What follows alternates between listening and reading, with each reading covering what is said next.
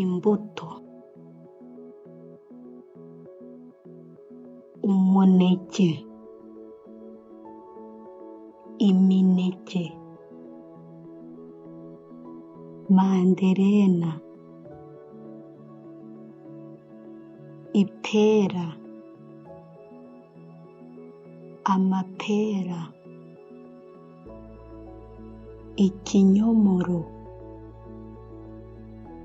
ibinyomoro, avoka, inanasi,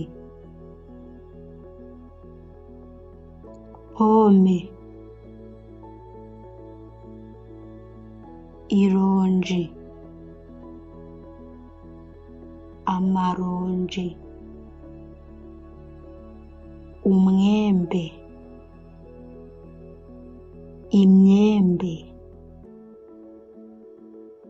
indimu, igifenesi,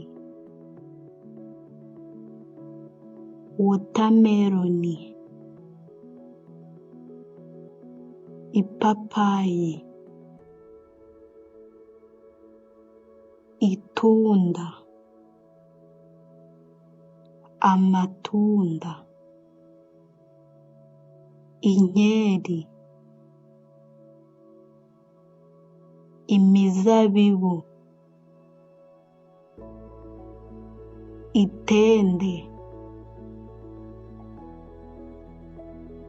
igisheke, ibisheke.